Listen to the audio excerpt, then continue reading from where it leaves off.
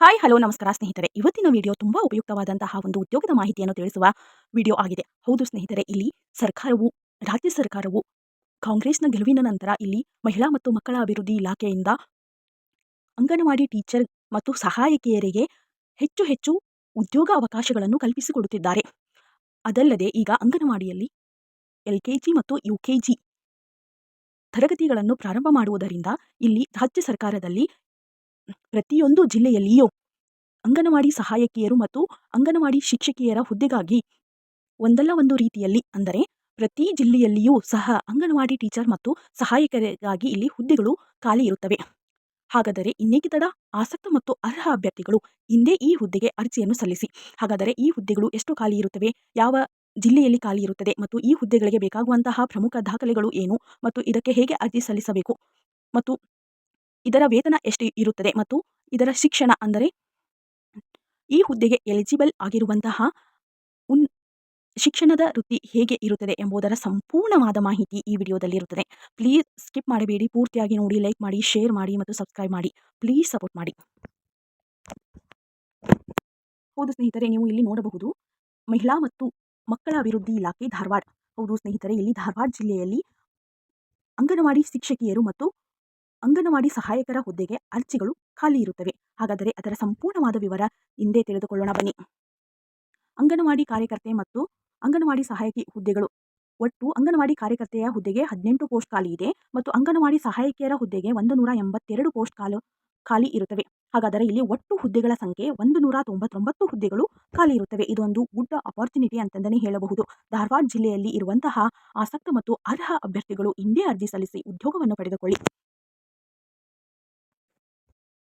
ಹಾಗಾದರೆ ಈ ಹುದ್ದೆಗೆ ಸಂಬಂಧಿಸಿದಂತಹ ವಿದ್ಯಾರ್ಹತೆಯನ್ನು ನೋಡುವುದಾದರೆ, ಅಂಗನವಾಡಿ ಕಾರ್ಯಕರ್ತೆಯರ ಹುದ್ದೆಗೆ ದ್ವಿತೀಯ ಪಿಯುಸಿ ಪಾಸಾಗಿರಬೇಕು ಮತ್ತು 10ನೇ ತರಗತಿಯಲ್ಲಿ ಕನ್ನಡ ಭಾಷೆಯನ್ನು ಪ್ರಥಮ ಅಥವಾ ದ್ವಿತೀಯ ಭಾಷೆಯನ್ನಾಗಿ ಓದಿರಬೇಕು ಮತ್ತು ಅಂಗನವಾಡಿ ಸಹಾಯಕಿಯರ ಹುದ್ದೆಗೆ 10ನೇ ತರಗತಿ ಪಾಸಾಗಿರಬೇಕು.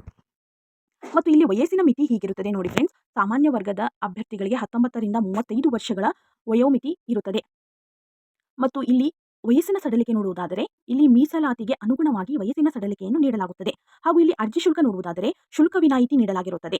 ಮತ್ತು ಆಯ್ಕೆ ಪ್ರಕ್ರಿಯೆ ಹೀಗೆ ಇರುತ್ತದೆ ನೋಡಿ ಫ್ರೆಂಡ್ಸ್. ಸ್ವೀಕೃತವಾದ ಅರ್ಜಿಗಳ ವಿದ್ಯಾರ್ಹತೆಯಲ್ಲಿ ಪಡೆದ ಅಂಕ ಹಾಗೂ ಆಯ್ಕೆ ಆದ್ಯತೆಯ ಅಭ್ಯರ್ಥಿಗಳಿಂದಲೇ ವಿಧವೆ ಅಥವಾ ಅಂಗವಿಕಲ ಮತ್ತು ಆಸಿಡ್ ಸಂತ್ರಸ್ತೆ ಮತ್ತು ಇತರ ಅಂಶಗಳಿಗೆ ಅಂಕಗಳನ್ನು ನೀಡಿ ನೇಮಕಾತಿ ಮಾಡಲಾಗುತ್ತದೆ. ಹೌದು ಫ್ರೆಂಡ್ಸ್, ಇದಕ್ಕೆ ತನ್ನದೇ ಆದಂತಹ ಒಂದು ಮೀಸಲಾತಿ ಇರುತ್ತದೆ. ಅಂದರೆ ಡೈವರ್ಸ್ ಆದಂತಹ ಮಹಿಳೆಯರಿಗೆ ಮತ್ತು ಅಂಗವಿಕಲ ಮಹಿಳೆಯರಿಗೆ ಮತ್ತು ವಿಧವೆ ಆಗಿರುವಂತಹ ಮಹಿಳೆಯರಿಗೆ ಇಲ್ಲಿ ಫಸ್ಟ್ ಪ್ರಿಫರೆನ್ಸ್ ನೀಡಲಾಗುತ್ತದೆ.